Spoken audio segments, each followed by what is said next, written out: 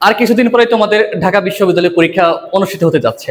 তো আজকে আমরা যে টপিকটা নিয়ে আলোচনা করব ব্যাকরণ থেকে প্রায় পরীক্ষায় আসে এমন একটা টপিক, আর সেটা হলো উচ্চারণ। প্রথম যে প্রশ্নটা আমরা মোটামুটি আজকে আলোচনা বা ব্যাখ্যা বা বিশ্লেষণ করব সেটি হলো যে ঢাকা বিশ্ববিদ্যালয় ইউনিটে 2017-18 সালে এসেছে। এখন প্রশ্নটি হলো বয়াকার হয় জফলা এই শব্দের প্রমিত যে উচ্চারণ সেটা কোনটি? অপশন কতে দেওয়া আছে বাহ্য, খতে দেওয়া আছে বাহ্য, গতে দেওয়া আছে বাহ্য, আর ঘতে দেওয়া আছে বাহ্য। তোমরা মোটামুটি একটু গেইজ করো, অনুমান করো যে উত্তর কি হতে পারে। চলো আমরা এখন একটু ব্যাখ্যা ও বিশ্লেষণে যাই। আমরা জানি উচ্চারণে যদি কখনো হয় সাথে জ ফলা থাকে তাহলে উচ্চারণটা কি হবে? বর্গীয় জ আর ঝ। আবারও বলি, উচ্চারণের সময় বানানে যদি হয় জফলা থাকে তাহলে উচ্চারণ বা প্রমিত উচ্চারণ কি হবে? বর্গীয় জ ঝ। তাহলে এই উচ্চারণটা কি হবে? বয়াকার হয় জফলা। এটার প্রমিত উচ্চারণ কি হবে? বয়াকার, এই যে বর্গীয় যা আর ঝ, যেহেতু লাস্টে ও কার উচ্চারিত হচ্ছে এই জন্য ঝয় ওকার দেবো। তাহলে বয়াকার হয় জফলার এইটার প্রমিত উচ্চারণ কি হবে?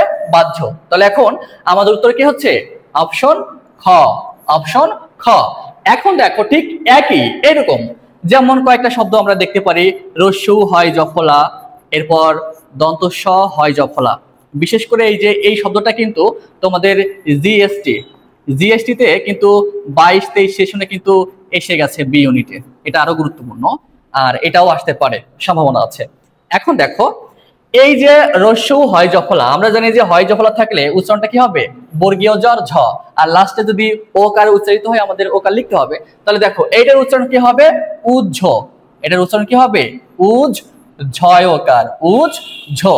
আর এইখানে দেখো আমরা জানি যে উচ্চারণের সময় বানানে যদি তালব্য স, মূর্ধন্য স, দন্ত স থাকে, বানানে যদি তালব্য স, মূর্ধন্য স, দন্ত স থাকে, উচ্চারণে যদি এস এইচ এর মতো হয়, উচ্চারণটা যদি এস এইচ এর মতো হয় তাহলে ওইখানে আমরা কি লিখবো?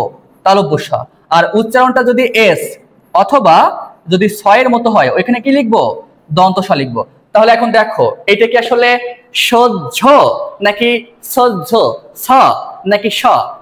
আমরা অবশ্যই উচ্চারণ করলে স ধ্বনিটাই পাবো। তাহলে সহ্য যেহেতু এস এইচ এর মতো উচ্চারিত হচ্ছে তাহলে এখানে আমরা কি লিখবো? তালব্য স। তাহলে এইটার প্রমিত উচ্চারণ হবে সজ।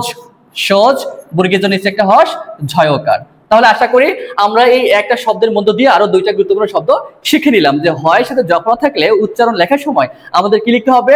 বর্গীয় জ আর ঝ। আশা করি বুঝতে পেরেছো। এবং এইরকম প্রশ্ন আরো ব্যাখ্যা বিশ্লেষণ যদি তোমরা জানতে চাও বা তোমরা যদি এগুলো প্র্যাকটিসের মধ্যে রাখতে চাও তাহলে আমাদের পেজে তোমরা ফলো দিয়ে রাখো, এবং অবশ্যই এই ভিডিওগুলো তোমরা তোমাদের প্রোফাইলে শেয়ার দিয়ে রাখতে পারো, বন্ধু বান্ধবীদের বা বিভিন্ন গ্রুপে শেয়ার দিয়ে রাখতে পারো যাতে তারাও বুঝতে পারে। আশা করি সবকিছু মিলাই আমরা দুর্দান্ত একটা ক্লাস মাঝে মধ্যে আসবো এবং মাঝে মধ্যে আমরা ব্যাখ্যা বিশ্লেষণের মধ্যে যাবো তোমাদের সুবিধার্থে। ভালো থেকো।